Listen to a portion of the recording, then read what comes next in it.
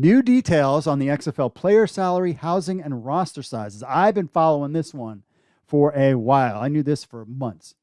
Kevin Seifert on ESPN reports the details between player agents and the XFL and the Monday, a meeting that took place last week. This meeting has been in the works before the USFL kicked off this weekend. The event was hosted by Inside the League's Neil Stratton. So in Kevin Seifert's pitch, he said XFL executive pitch agents last night on their 2023 season, more counter programming to the USFL. That is clear. And then this was the title. Source: XFL makes pitch in meeting to foil USFL. Not necessarily true. That is not an accurate statement. I'll get to that. ITL started in 2002 as a place for NFL agents to get information or become an agent. The ITL has had events with NFL and USFL personnel in the past, and Brian Woods did I think one or two other people might have been there too, did an event with them in the past. This meeting with the XFL player personnel was supposed to occur during the NFL Combine Week back in early March. Broski. This wasn't supposed to, but it got pushed. It got moved because of logistics and you know what rules at the time. That's why. So to suggest that the timing of this is based on the USFL is not accurate, but it makes a nice catchy title. Have fun with that.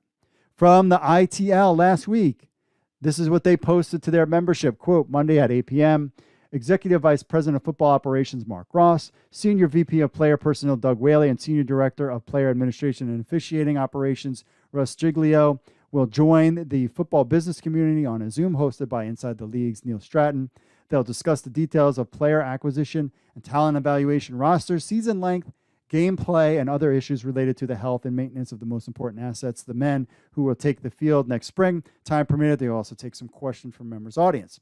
Seifert is reporting some of those details of that meeting, including XFL player salaries, housing, and meals. So, quote, USFL players are receiving $4,500 per week in addition to bonuses if their team wins. They also receive subsidized housing during their regular season. The USFL pays $75 towards the $150 hotel room rate at the league's one-site location in Birmingham, Alabama. Ross and Whaley told agents that the XFL salaries will be higher and will include full housing and meal costs during the season. Remember, initially the USFL was going to make its players pay the $150 hotel room rate. Then the agents and fans got wind of that, and they changed it to $75.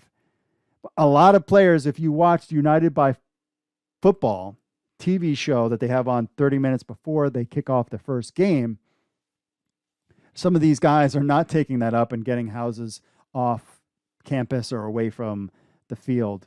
And there was a whole thing about that on there. The XFL will also have larger roster sizes than the USFL. Each of the XFL's 8 teams are expected to have 70-man rosters with 45 active for games, translating to about 560 jobs for players. This is awesome.